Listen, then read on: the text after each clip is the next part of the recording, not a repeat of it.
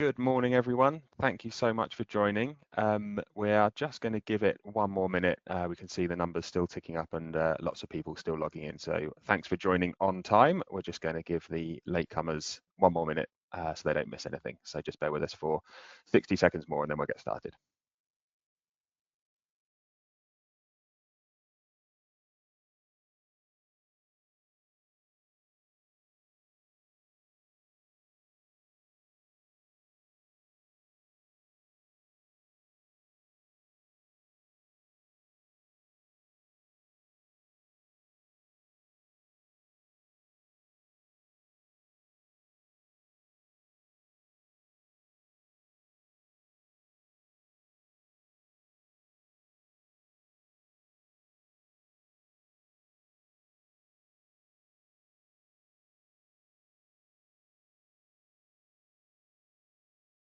Okay, let's make a start. Good morning, everyone, and a very warm welcome to all of you today. Thanks so much for joining us. I'm Casper. I am General Manager for Rosterfy for UK and Europe, and it's a pleasure to be with you here this morning as we discuss this crucial topic of volunteer management in the UK. I'm fairly new here at Rosterfy. I joined about 6 or 7 months ago, but I've worked in the charity technology space for about 16 years. Before Rosterfy, I was at Just Giving, and before that, Blackboard. And I'm very pleased to be joined here this morning by Susie, our researcher, who's going to take us through some very interesting findings in just a minute or two. I've looked through the names who are joining us today. Firstly, it's a record-breaking webinar for us in terms of numbers, which is really exciting. So thanks so much for giving us some of your time. And I can see we've got some incredible organizations represented here across animal care and international aid and medical research and education and the sporting world and all sorts. And I know that volunteers are really, really important to all of you, but also that it can be really tough for you guys in the virtual room here today. There's no getting around the fact that we're facing a really tough environment, possibly one of the toughest environments that the social good sector has seen for some time, with all the things you know, like funding is getting tougher, making it harder to get the resources you need. Often not a huge amount of help from the government. I saw yesterday's news that they've got no plans to introduce paid statutory volunteering leave after a campaign from some big name charities. Staff burnout, this is a topic that I've been hearing at every conference, every event I've been to this year. You know, you're stretched across multiple roles and you're under constant pressure to do more with less. And of course, all this makes it harder to make that impact where it's needed most, which is why you're in business. So at Rosterfy, we believe that unlocking the full potential of your volunteer program is one of the most powerful levers you have to help address these challenges and solve these problems. And if your resources are feeling challenged, well, your volunteers are a motivated workforce who want to get stuck in. And of course, they're not just helpers, they're fundraisers and donors and brand champions, and that can all help towards things like funding challenges. And ultimately, we know that they're absolutely key in driving you towards your mission. And that's really why Rosterfy exists. We're here to help you attract more volunteers, to get them ready to work, to coordinate and manage their efforts, to get them feeling really good and get them coming back for more. So if you're not familiar with Rosterfy, we're a volunteer management platform. We have helped 8 million volunteers now to deliver over 150 million volunteering hours globally for hundreds of organizations. It's what we're really passionate about. And ultimately, we're here to help connect people to those causes and events that they're passionate about. And it's also, you know, some of those challenges is really the reason for this report that we've launched, the State of Volunteer Management 2025, which is based off a really detailed piece of research that we ran with Susie earlier in the summer, where we surveyed all sorts of people who are responsible for managing volunteers at their organisation. So big thanks to anyone on the webinar this morning who contributed to that. And we're really excited to share some of those results with you today. And really the goal of it is to take a pulse check on the sector, to start addressing some of the challenges, looking at some of the opportunities, and really to figure out how we can all get better together. We're going to be covering a pretty wide range of topics across strategy and demographics and recruitment, and a bit more besides. We are going to keep things a little interactive. So if we could flip to the next slide. And if you could all please grab your phone and scan this QR code, or if you want to keep it desktop, go to slido.com and enter the code 8684235. Either of those routes is going to take you to Slido, and we are going to be asking you to vote on a few questions along the way to see how results here in the virtual room compare with what we found in the research. And it's also at this link where you can ask questions yourself. So I'm going to do my best to keep an eye on the Q&A as we go through. Often really good research produces as many questions as answers. So please don't be shy about dropping your questions or comments in if anything resonates, or indeed if you totally disagree with anything. And we'll try and answer as many questions as we can as we go through. And anything we don't have time for, we'll follow up with a consolidated list and send it around afterwards. So hopefully you've all been able to log into Slido there, and you've got your fingers on the buttons ready to get involved. So let's get on with it. I'm delighted to welcome now and hand over to Susie, our researcher, who's going to take us through the findings. Susie will introduce herself, but I've worked with her across a number of different sector research pieces. She loves data, she also loves whippets, and I will leave Susie to fill in the blanks. Over to you, Susie. And thank everybody for joining us. Before I kind of go into the results, I just want to tell you a little bit about me. I've been working as a kind of freelance market researcher, independent consultant for 9 years now, I think. Prior to that, I was head of data and insight at Casper, and before that, I worked in a whole range of different companies in the sort of for-profit sector, from Dairy Dunkers to Sun Valley Chicken to Carphone Warehouse to Gillette Razors, all of those kind of things I've done market research for. Now I'm very much specialised in quantitative market research, which is survey research essentially. One of the things that is really important to me is not just reporting the results, because we're not homogenous, and what I really try and do is look at patterns and trends and groupings within the results with the objective of kind of deepening my client's understanding of a particular issue, a particular group of people, be it supporters or customers, or in this case, kind of the market or a sector or a section of a sector as a whole. And I do all sorts of things like this kind of research. I also help. Recently, I've helped somebody implement a customer satisfaction survey. I'm about to start work on a really interesting survey about accessibility to blue spaces, which is going to be quite good fun. And I do some innovation projects for retailers and things like that. So lots and lots of different things. I'm also a volunteer, or I definitely have been. I'm kind of between volunteering opportunities at the moment, but I was a volunteer at Samaritans for almost 20 years. Right up until a couple of years ago. I also volunteer locally within my community. We run a book festival, and I'm quite involved in volunteering for that. So do lots of different volunteering roles, really. So that's me. What I'm going to really encourage you to do, though, is please drop your questions in the Slido, because the more questions you get, the more everybody gets out of it, and the less it gives me and my voice a break as well. So please stick your questions in the Slido as and when they come up. Interested in your thoughts, your comments, if you agree, if you disagree, if you've got specific questions. No question's a silly question. So what we're going to do next is I'm going to tell you a little bit about the survey. So here we go. I worked with Martin and with Casper to design a questionnaire. Specifically, we wanted to understand the views on volunteer managers' views on volunteering, really. And we ran it in June. We got 338 respondents, so 338 people responded, which is a really good sample. And if I'm honest, it's a higher number than I thought we were going to get. We had 28 questions, and it took about 10 minutes to complete. So that's kind of the survey in brief. And now if we look at the sample, so the sample is kind of who responded. What we've got here is just kind of helping you to understand the types of people we were speaking to. So everybody we spoke to was a volunteer manager, and we spoke to people whose organisations had from 4 volunteers to 250,000 volunteers. So a really wide spectrum in terms of, number of volunteers. The average there is 2,300, but to be quite frank, that's almost meaningless, because the 250,000 pushes the average right up. So the median, which is kind of the midpoint, which is a good number to know, is about 108.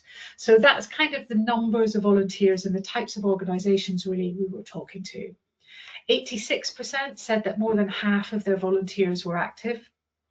And volunteers were managed in a number of departments, but the kind of big three were operations, HR, or discrete separate volunteer management departments. And then we got a range of sectors responding. We had all sectors responding, but the top three, and I think this is indicative not just of sector size, but also volunteering within the sort of charity world and sectors generally. But the top three were healthcare, social services, and culture and recreation. And what we're going to do now is we're going to ask you all to go into Slido, because we have a live poll for you to answer now. And the question is, how optimistic do you feel about the future of volunteering? So if you could.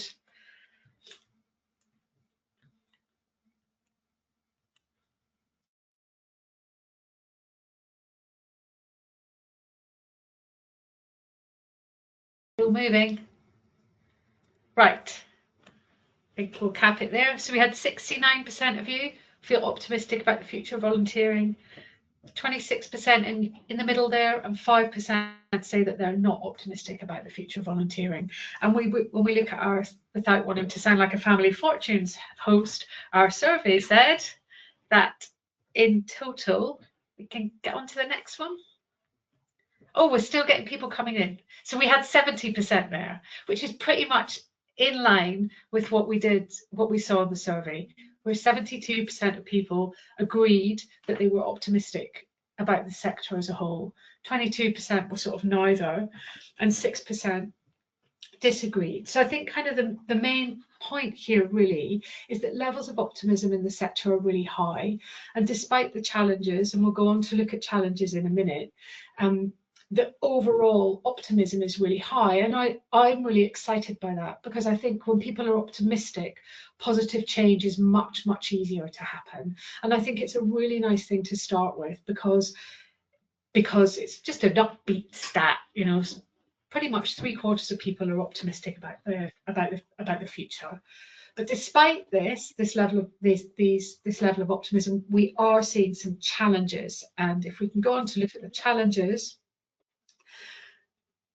we've got, this is quite an unusual picture. So what you can see is between the top challenge and the bottom challenge, there's not really an awful lot of difference. It's really a pretty flat picture there.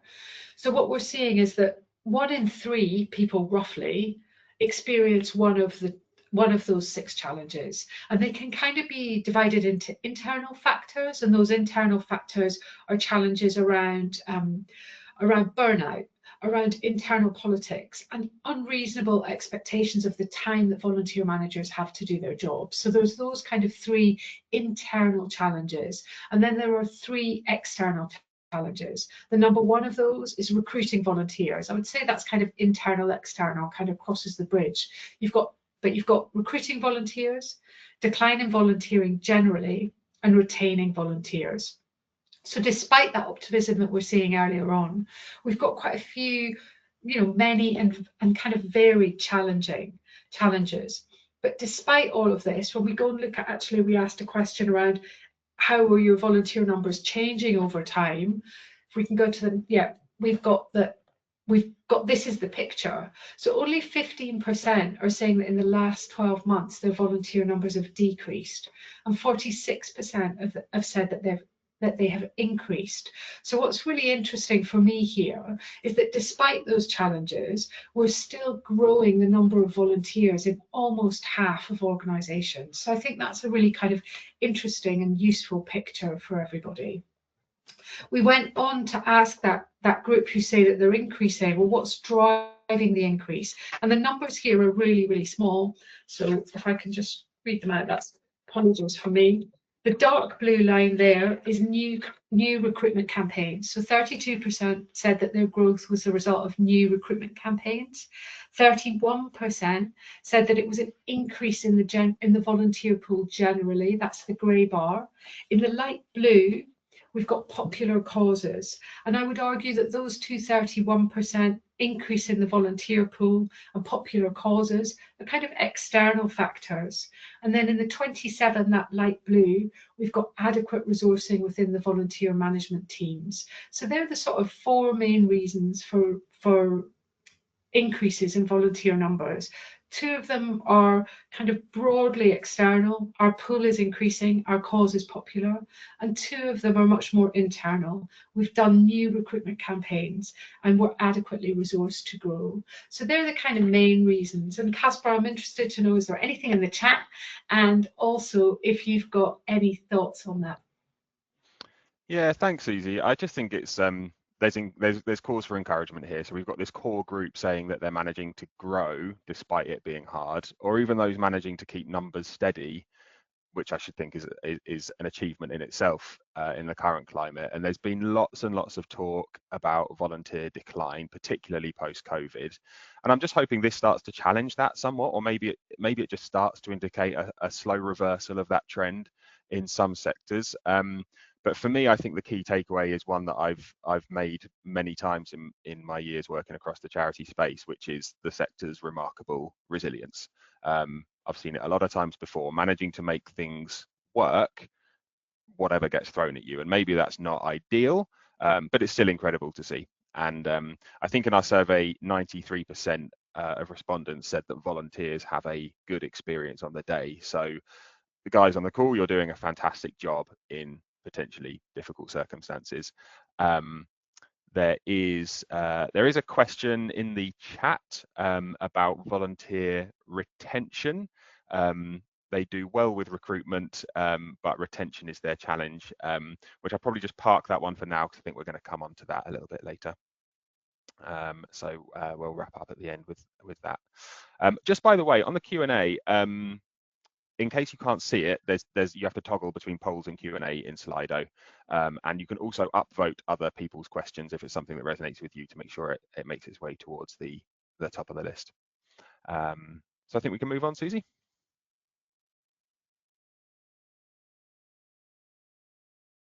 So now we're going to do another poll.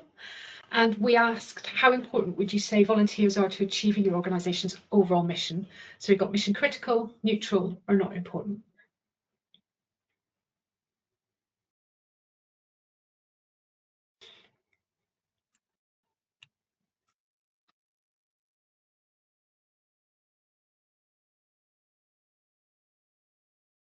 I was going to say, Susie, the flat 100% response made it look like just one person had replied, which was not the case. Yeah. Got lots of responses. Yeah. It's just very one-sided.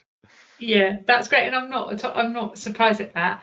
I think we give people a couple more minutes, but I'm really not surprised at all at the results that are coming in. And just kind of before we share the overall results, it's important kind of for me as a researcher to point out that this was not precisely the question that we asked, because what we did ask was we gave people a 7-point scale where they could say from 1, which was not at all important, we can do without them, and then 7 was they are absolutely critical for our mission, and then we had a kind of a 4 was our midpoint, where, or 3, 4 was our midpoint, where people could sort of be neutral about it. I think it's quite important to say that, because these are very, very binary choices that we're giving you here, just because it's so much easier to do that on a platform like Slido.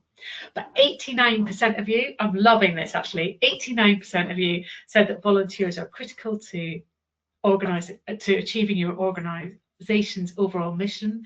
And guess what?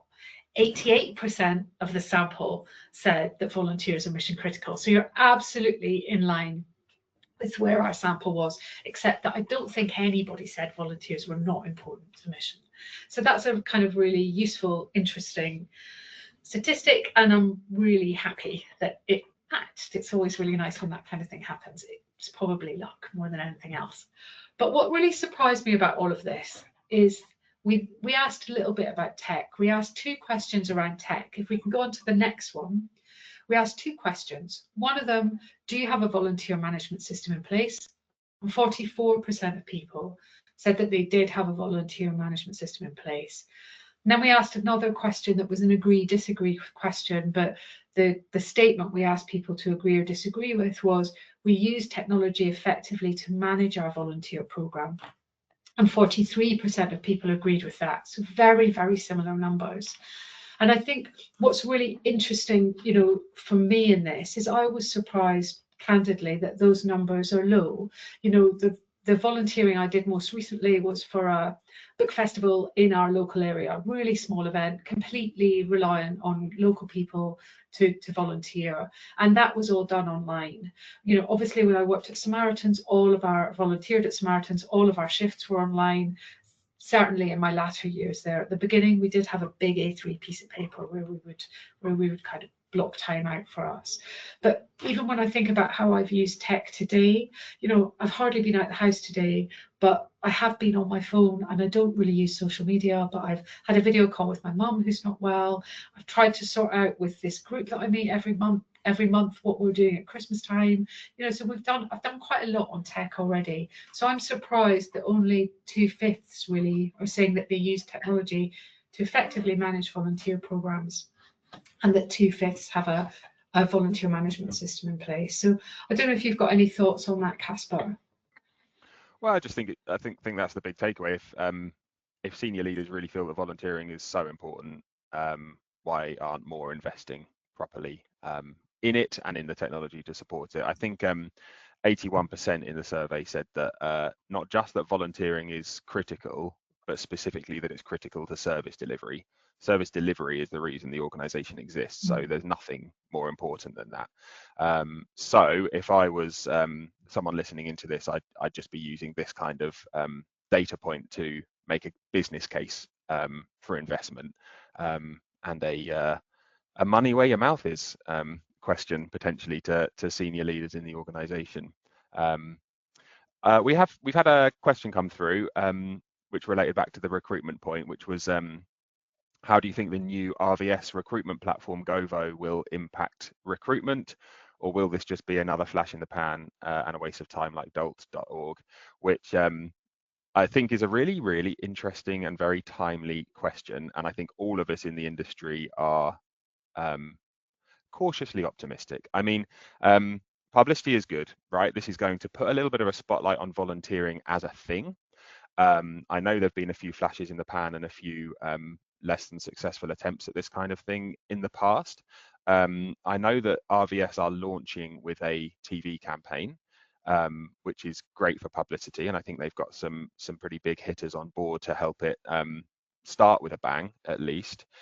So I think anything that puts the spotlight onto volunteering as a good thing for people to get involved with is something that should be encouraged.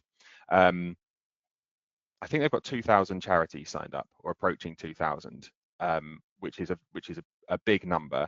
And I think there could be some benefit here, particularly for smaller organisations who struggle with that very first piece, that recruitment, the attention and awareness piece. I think for me, in the technology space, any reservations I have are largely around data and the flow of data, and where does that individual's information go that you can then start to nurture, because we know people are 360 degrees and multidimensional, and a volunteer is many other things potentially to your organization, and how is that data flowing into where it needs to go for you, the organization, to nurture them through and build a long-term relationship with them. We're in talks with RVS about this, have been for some time, about how volunteer platforms can help with that flow of data. But I'm very, very interested to see how it goes, because it feels to me a little larger as a launch than some that have come before, and that could be a good thing. Any thoughts from you, Susie, on that, or should we move on to? There's no other questions on this section. I'm good to move on. Thank you, Casper. I'll just say though, on that topic, or indeed on any topic, really keen to hear from the room. If you want to drop what you think, your forecast and prediction into the chat or into the Slido, and get the conversation going. You guys are the experts. Really, really interested to hear what you think. Agree. And now we have another poll for you. And again, when we asked this, in reality, it was a less binary scale. But the question is, how easy or difficult do you find it to recruit volunteers? So we've got,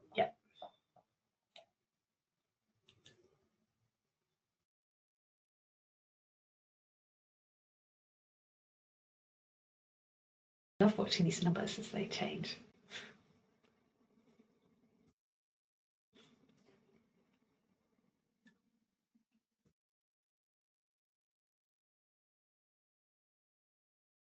Still got some movement in there, but starting to stabilize a little bit, I think. Final votes going in. Right, so as an audience, 53%, 50% of you, so just over half, say that recruiting volunteers is challenging, and only 13% say that it's easy, with 32% sort of in the middle there.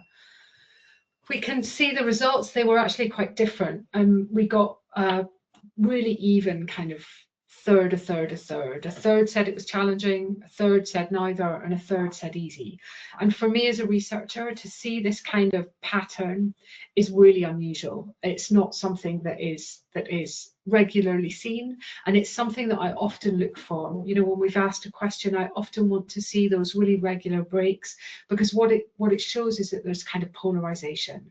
And so what I would say is that, and it's, you know, I did quite a lot of statistical analysis on this, looking at different groups within the sample as a whole, and actually the biggest group and the most significant group is this is the variable that splits the audience. It's how easy do you find it to recruit, and you either find it difficult to recruit or you find it easy to recruit, or you're kind of in the middle. And I think that that's a really kind of interesting thing to think about when we look at the sector as a whole, because this is the thing that splits the sector. And if we can look at kind of some differences between those who find it easy to recruit or difficult to recruit, one of the big differences in the next slide we'll see is those who find recruitment difficult and easy, and which channels they find most effective for recruiting volunteers. And in the dark blue, we've got those who find recruitment difficult. And in the light blue, you've got those that find recruitment easy. And what you can see here is that there's a real shift. Those who find recruitment difficult are much more likely, twice as likely, in fact, more than twice as likely, to rely on word of mouth as the most effective channel to recruit. Whereas those who find recruitment easier, they actually had a much broader range. So they're more likely to talk about their website, just as likely to talk about social media and other online channels as well. But the real thing is that they don't really rely on word of mouth in nearly the same way as those who find recruitment difficult.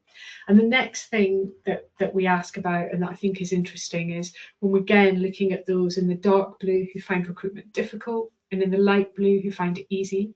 When we ask those questions about to what extent do you agree or disagree, we can really see the differences here. So we've got the first statement, we make it easy for people to apply. And 80% of those who find recruitment easy make it easy for people to apply for volunteering positions. They also say, 75% of them, that volunteering is a core priority for CEO and senior leaders. 66% say it's easy to give our volunteers appropriate training, and 52% say that they use tech effectively. So over half are saying, compared to the 2/5 that we saw earlier on, that's the total, but over half of those who find recruitment easy are using technology effectively. So the kind of main takeout here is that those who find it easy to recruit make it easy to volunteer. And I think that's really important. In addition to that, volunteering is much more likely to be a core priority at a very senior leadership level. In addition to that, we also looked at the challenges, and those challenges really vary. So in the dark blue, we've got difficult to recruit. In the light blue, we've got easy to recruit. And the kind of difference here is, again, those internal and external factors. So if you look at those who say it's easy to recruit volunteers, the challenges that they face are much more internal. It's about clear and obvious career progression. It's about burnout, and it's about unrealistic expectations on their time. And those who find it difficult to recruit, the challenges for them are sort of about recruiting volunteers, about a general decline in volunteering, and again, they share the burnout challenge with those who find it easy to recruit. So, Casper, I don't know if you've got any thoughts on that kind of recruitment, the differences in recruitment across organisations. Yeah, there was one thing that really stood out for me here, which I would just underline, which is that those who found recruitment hard are relying on word of mouth, and those who find it easy are relying on digital. So word of mouth was the most common, might be the most common, but is it the best? Is it the most scalable? If you haven't yet been able to fully embrace digital marketing skills and channels to grow your volunteering program, then these results would strongly encourage you to. We actually did a webinar on this a little while ago on sort of the marketing side of being a volunteer manager, which you can find on our website. Perhaps we could put the link in our follow-up email. And then in terms of that volunteer experience point, there was another report I read a few weeks ago, I think it was by NFP Research, that said people are willing, they're just not being reached properly, and that most people in that report said they didn't even know their community needed volunteers. So awareness is the starting point, and there's a couple of comments about Govo in there around awareness as well. And then in terms of retention, it's about the experience after that, so that you don't get people dropping off before they get to a shift, or only coming once, which, as I said, we're going to talk about next. Let me just field a couple of the questions that have come through. If a volunteer program doesn't involve shifts, is it worth having a volunteer management system? I won't harp on about volunteer management systems too much, despite my vested interest in it, but yeah, the answer would be yes. There are 6 or 7 stages, as we define it, of a volunteer's journey with you, of which one is managing shifts or scheduling their time. And can't speak for the other VMSs, but for us, lots of our customers don't necessarily use scheduling. They might handle that in a different way, and they use the system for the recruitment and onboarding and background checks and training and automating all that side of it. And plenty of them then go through to use it for scheduling, but some have that managed elsewhere. So there's lots of benefits to a VMS that don't necessarily involve shifts. And then there was a question around retention being high, but volunteers being older, and we're going to come on to demographics. So again, I will park that one. Volunteer management systems, if all current volunteer info is on Excel, can this be transferred over seamlessly? The answer is a very simple yes. That's extremely easy to do. And I think the rest were comments. So I'll have a quick read through the list, Susie, while you move on to the next section.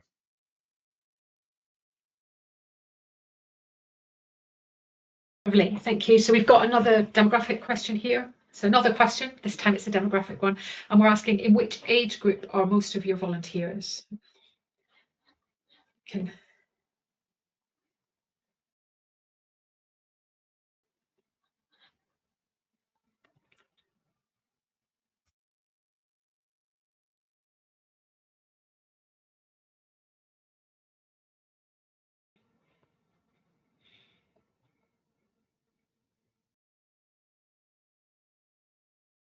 Still coming in here. Still seeing a lot of up and down between the first and the second. Great, so it looks like we're pretty stable now. So, oh, no, still more people voting. So we've got 66%, so 2/3 say that most of their volunteers are in that baby boomer demographic.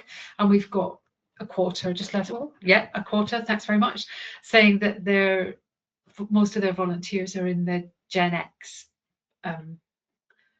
age group, so 45 to 60. And we've still got a little bit of movement going on there. So but that's kind of where we're at. Just under 2/3, a quarter, just under 2/3 are baby boomers, a quarter Gen X, 23% Gen X.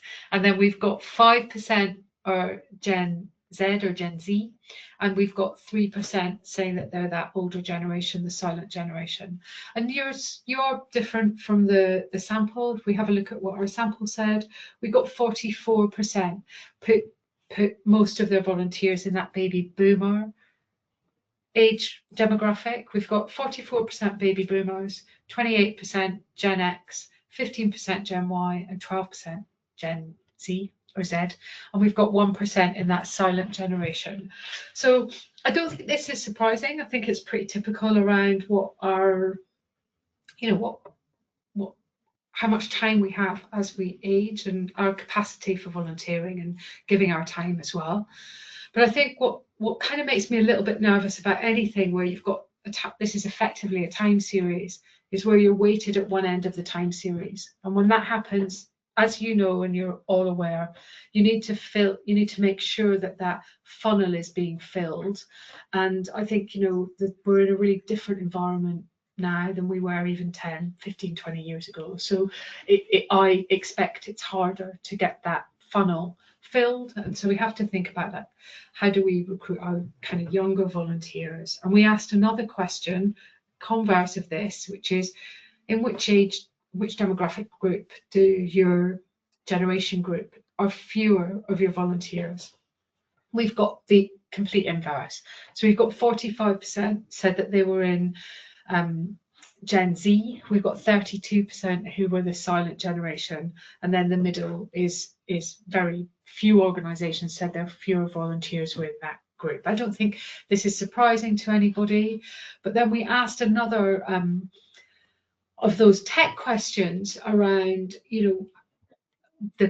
that agree disagree question. We use technology to effectively manage our volunteer program, and I looked at that according to those who say they easily attract volunteers under 30, and 55% of them say they use tech to effectively manage their volunteer program.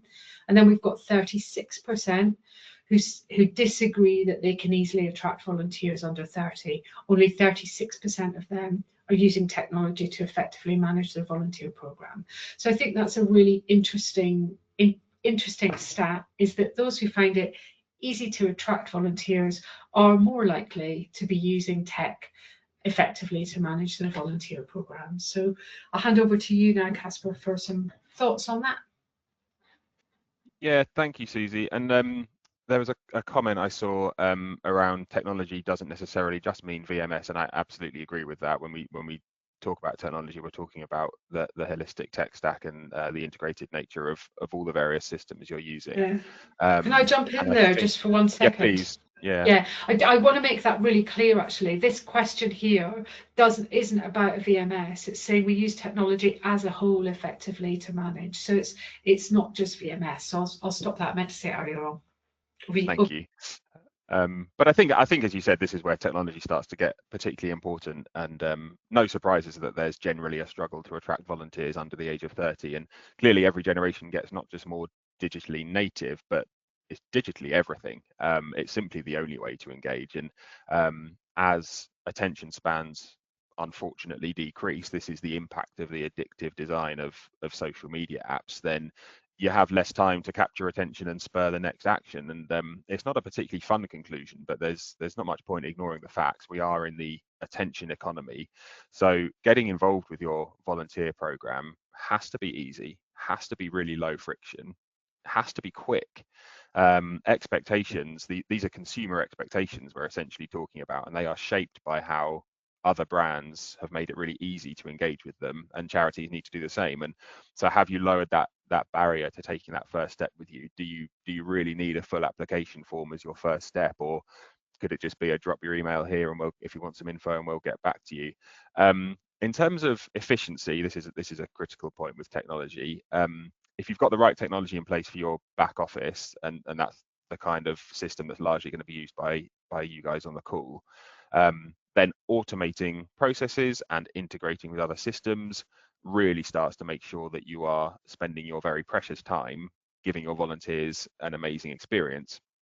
There was a question around retention, and clearly giving a fantastic experience and building that relationship and not spending your time on back office admin is one of the most critical things when you're trying to build a strong retention platform program. We ran an event a few weeks ago, and there was so much passion in the room for how professional volunteer managers got into the profession to build community and build relationships, and good tech can help you make sure that's where you're spending your time. And actually, sorry, we'll come to the questions. I think there's one other point here around the message. There's an opportunity here with the message, which is, in a world where the sad irony is that the increase in digital connectivity is leading to a decrease in genuine human connection, we here all know that wonderful feeling that volunteering gives you. It's that time spent with others doing something good, which is a buzz that you can't get from your phone. And I think that's a sales pitch for volunteering that we should be pushing harder. And if you can reduce the initial time commitment, and particularly for Gen Z, if you can give them a few useful lines to put on their CV along the way, so much the better. We did have a question, Susie, that was directly related to the survey, and because they all hop around, I've just lost it for a second. Do you know what Yeah. proportion of the easy to recruit orgs have a specific volunteer strategy? Is that part of the SMT buy-in? We're actually going to, it's a perfect question to lead us into the next section, I think, because we're going to be talking about strategy and recruitment. And it's what I find, we'll come to it. But yeah, the answer is there's quite a lot to talk about on that. So let's jump in with the next question. And this is, we asked this question in the survey: where does your volunteer strategy sit in the organisation? So don't have, standalone, part of the overall strategy, and in another area altogether.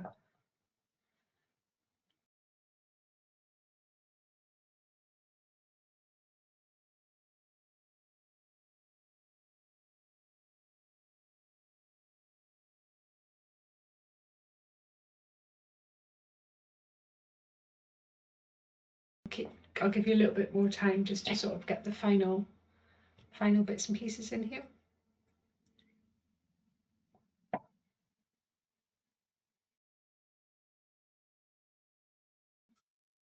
So oh, this is lovely. This is the sort of data that I love to see, because in the room now, what we're seeing here is this is the variable that splits this virtual room that we're in, and it's whether or not you have a volunteer strategy and where that volunteer strategy sits. So a third of you say that your volunteer strategy is standalone, a third of you say that it's part of the overall strategy, and a third of you say that you don't have a volunteer strategy. So I think that's really, for me as a researcher, that's really interesting. It's not entirely representative of the sample that we looked at. So the room that we're talking to now, everyone here, isn't the same as everyone that we spoke to. So when we looked at the sector as a whole, 39% of people have a standalone volunteer strategy. 33% of people we spoke to said that their volunteer strategy was part of their overall strategy, and 14% said they didn't have a volunteer strategy, and 15% said we've got one, but it's in a completely different area of the business. And what we saw here is, if we can get on to the next slide, when we look at our yeah, thank you. Sorry, I got a bit confused there. When we look at our volunteer strategy in terms of, do you find it easy or difficult to recruit? And this goes back to the question that was in the chat earlier. Those who don't have a volunteer strategy find it much more difficult to recruit. So 54% of them in the dark blue said that it's difficult to recruit.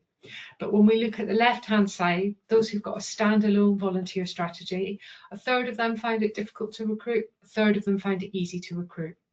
But those for whom the volunteer strategy is part of the overall strategy, 29% of them said it was difficult to recruit, but 44% said that it was easy to recruit. And I think this kind of underpins what we saw earlier about recruitment being easier when your senior management is really bought into volunteering. And I think often in organisations, and we didn't ask about this, but my belief is that if senior leaders are really bought into volunteering as a whole, then volunteering will be part of that overall strategy, organisational strategy, and therefore it's a little bit easier to recruit volunteers. So if we can go on to the next slide now, we've got this agree or disagree. So to what extent do you agree or disagree with the following statements? And we've looked at this by type of strategy. We've got standalone strategy in the light blue, we've got don't have a strategy in the pink, and we've got dark blue, part of overall strategy. And what you can see here is the statements along the bottom. We've got volunteers have a good experience with us on the day. Pretty much everyone agreed with that. But there's a 16% difference between the 16 percentage point difference between those who don't have a strategy and those who say that volunteering is part of their overall strategy. Then we give volunteers a good feeling about volunteering with us. And there's a big difference there between those who don't have a strategy and those who do, 66% versus 85, 90%. And then the next one, the third one along, is really striking difference. We make it easy for people to apply for our volunteering positions. We've got those who don't have a volunteer strategy. 47% of them, so less than half, say that it's easy for people to apply. 3/4 of those who've got a standalone volunteer strategy say that it's easy to apply, but 84% of those who say volunteer strategy is part of their overall strategy find it easy, think it's easy for people to apply for volunteering positions. As well, we see very similar trends when it comes to how easy it is to give appropriate training. Those without a strategy find it hard to give appropriate training, but those who've got strategies find it much, much easier. So kind of the real summary here is that those who don't have a strategy generally find it harder, and the volunteer experience suffers. If you've got a strategy, the converse is true, really. But I think one of the things that's really interesting for me is kind of what I said earlier on about when volunteering is kind of part of that overall strategy, generally agreement on all of those points was higher, and the differences aren't statistically significant. But the fact that we've got 4 questions there, very similar numbers in each, all scoring higher, make me think, and with a certain amount of confidence, statistical confidence, that this is a trend, that those for whom volunteering is part of your overall strategy are more set for success, really, in terms of giving volunteers a good experience, making it easy for volunteers to apply, having an appropriate, being able to give them appropriate training. So strategy definitely has and where strategy sits has a real impact on not just how easy and difficult it is to recruit, but also the overall volunteer experience, which I think at the heart of all of this is probably the most important thing. So I'm going to hand over now to Casper to wrap up with some conclusions, and also I'll take any questions. Thanks so much, Susie. Yeah, so on strategy, clearly critical, but importantly, it has to be an integrated strategy. So those who said recruitment was easy had an integrated strategy. So I think you need to strike that balance between ownership over volunteering as a distinct set of activities that needs its own planning and resourcing and measurement, but also that dovetail really nicely with the organization's broader objectives. And I think by getting really strong on measuring the impact of your volunteering, you can create a virtuous cycle that helps build the case for additional investment over time. Thanks so much, Susie. Just before we wrap up, I'm just going to have another look down the questions and just make sure we've addressed a few. So question around retention of volunteers. We do well with recruitment. Any tips helpful? Firstly, it's just very interesting, the breadth of challenges, the things that are easier for one org and not necessarily the same for another, and vice versa, because I've got another question there about how recruitment's the challenge and we've got really good retention. So highly encourage you to interact and share with each other in whatever forum best practices and learnings, because clearly there's a ton of expertise that can be shared. We've talked a little bit about retention already. Clearly experience when they actually volunteer is really important. I think that's obvious. And then there's the reward and recognition piece to it. And it's another area actually where technology can help, because you can help build digital journeys that make people feel seen and feel valued without you having to necessarily manually do that, and that can sort of help augment your relationships. And there's certainly areas in the Rosterfy volunteer management system that can help with that. But even if not, making sure that people are fully thanked, fully recognised, fully rewarded is certainly a way to help them keep coming back. Getting volunteering on strategic agendas in decision-making spaces can be the challenge. Totally agree, and I think that came through some of the research, and it's those who have succeeded in doing so that have managed to start to see that trend Susie was just showing around ease of managing and growing the program. When we did this event a few weeks ago, there was a lot of nodding, effusive agreement around how it can be a bit of a struggle to get volunteering pushed up the agenda in the same way that a department like fundraising finds it a little bit easier. So this is where impact measurement becomes absolutely critical. The more you can measure the impact and quantify what your volunteers are worth to your organization, the more the easier it is to get a seat at that table when you're then building that integrated strategy for the next year or the next 10-year plan or whatever it might be.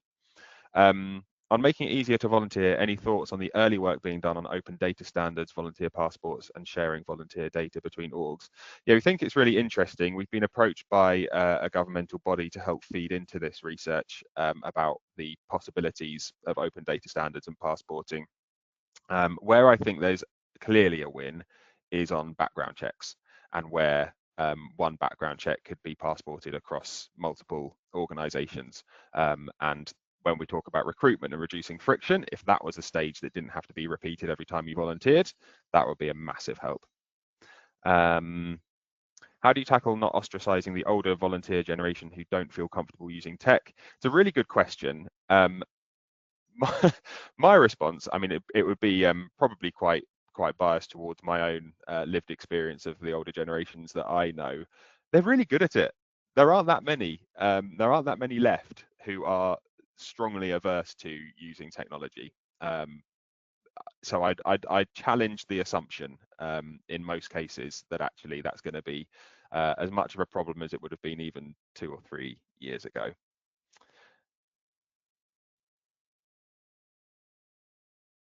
And how to plan for continuity of services where attention is high and the majority of volunteers are older, meaning we're not recruiting new people. I think I'd probably refer back to the points around recruitment, recruitment strategy, recruitment investment, recruitment journeys. That's the answer. Clearly, there needs to be a backfill as volunteers start to reach a point where they're no longer able to help. They need to be replaced and grown. A few comments.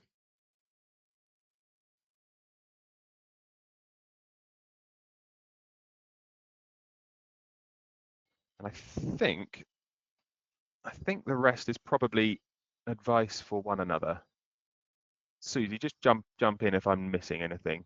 My wife would laugh if she was here because she knows I'm a terrible multitasker, and this is just highlighting that to a large audience.